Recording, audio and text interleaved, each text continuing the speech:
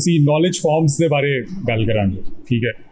ਯਾਨੀ ਅਸੀਂ ਗੱਲ ਕਰਾਂਗੇ ਇਨਫੋਰਮੇਸ਼ਨ ਕੀ ਹੁੰਦੀ ਹੈ, ਨੌਲੇਜ ਕੀ ਹੁੰਦਾ ਹੈ, ਠੀਕ ਹੈ, ਇਲਮ ਕੀ ਹੁੰਦਾ ਹੈ, ਐਪਿਸਟਮੋਲੋਜੀ ਕੀ ਹੁੰਦੀ ਹੈ, ਅਤੇ ਵਿਜ਼ਡਮ ਕੀ ਹੁੰਦਾ ਹੈ। ਅੱਛਾ, ਫਿਰ ਇਸ ਤੋਂ ਬਾਅਦ ਇਹਨੂੰ ਆਹਿਸਤਾ ਆਹਿਸਤਾ ਅਸੀਂ ਖੋਲਾਂਗੇ। ਅੱਛਾ, ਜਿਹੜਾ ਨੌਲੇਜ ਹੈ ਨਾ, ਉਹਦੀਆਂ ਬਹੁਤ ਸਾਰੀਆਂ ਸ਼ਕਲਾਂ ਨੇ, ਠੀਕ ਹੈ। ਅਤੇ ਉਹ ਯਾਨੀ ਉਹਦੇ ਵਿੱਚ ਇਨਫੋਰਮੇਸ਼ਨ ਵੀ ਆ ਸਕਦੀ ਹੈ। ਇਨਫੋਰਮੇਸ਼ਨ ਇੱਕ ਤੁਸੀਂ ਕਹਿ ਲਓ ਕਿ ਇੱਕ ਪੀਸ ਹੈ, ਯਾਨੀ ਕੋਈ ਐਸੀ ਮਾਲੂਮਾਤ ਹੈ ਜਿਹੜੀ ਤੁਸੀਂ ਯਾਨੀ ਹਾਸਿਲ ਕਰਦੇ ਹੋ, ਲੇਕਿਨ ਤੁਸੀਂ ਇਲਮੀ ਤੌਰ 'ਤੇ ਉਹਦਾ ਇਸਤੇਮਾਲ ਨਹੀਂ ਕਰਦੇ, ਠੀਕ ਹੈ। ਅਤੇ ਜਿਹੜਾ ਦੂਸਰੀ ਸਾਈਡ 'ਤੇ ਜਿਹੜਾ ਨੌਲੇਜ ਹੈ ਜਾਂ ਜਿਹੜਾ ਇਲਮ ਹੈ, ਉਹਦੇ 'ਤੇ ਤੁਸੀਂ ਗੌਰ ਖੋਜ ਕਰਦੇ ਹੋ, ਠੀਕ ਹੈ। ਯਾਨੀ ਉਹਨੂੰ ਤੁਸੀਂ ਸਵਾਲ ਵੀ ਕਰਦੇ ਹੋ, ਯਾਨੀ ਉਹਦੇ ਉਸ ਚੀਜ਼ ਦੇ ਬਾਰੇ ਤੁਸੀਂ ਪੁੱਛ ਪ੍ਰਤੀਤ ਵੀ ਕਰਦੇ ਹੋ, ਸੋਚਦੇ ਵੀ ਹੋ।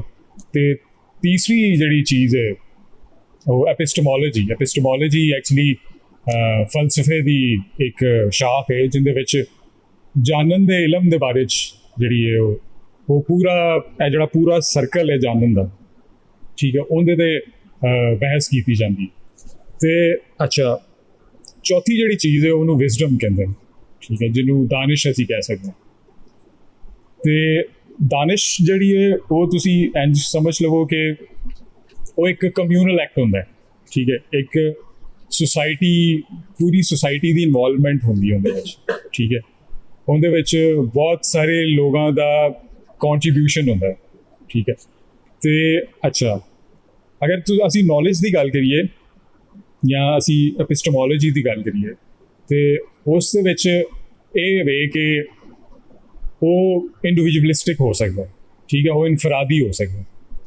ਲੇਕਿਨ ਜਿਹੜਾ ਵਿਜ਼ਡਮ ਹੈ ਉਹ ਇਜਤਮਾਈ ਹੁੰਦਾ ਹੈ, ਹਮੇਸ਼ਾ ਇਜਤਮਾਈ ਹੁੰਦਾ ਹੈ। ਉਹ ਕਿਸੇ ਗਰੁੱਪ ਦਾ ਜਾਂ ਕਿਸੇ ਤੁਸੀਂ ਕਹਿ ਲਓ ਕਿ ਇੱਕ ਕਮਿਊਨਿਟੀ ਦੀ ਜਿਹੜੀ ਸੋਚ ਵਿਚਾਰ ਹੁੰਦੀ ਹੈ, ਜਾਂ ਜਿਹੜਾ ਉਹਨਾਂ ਦਾ ਕਰਨ ਦਾ ਅਮਲ ਹੁੰਦਾ ਹੈ ਜਾਂ ਚੀਜ਼ਾਂ ਨੂੰ ਵੇਖਣ ਦਾ ਅਮਲ ਹੁੰਦਾ ਹੈ, ਉਹਦੇ ਵਿੱਚ ਜਿਹੜਾ ਨਾ ਉਹਨੂੰ ਅਸੀਂ ਦਾਨਿਸ਼ ਗਿਰਦਾਉਂਦੇ ਹਾਂ।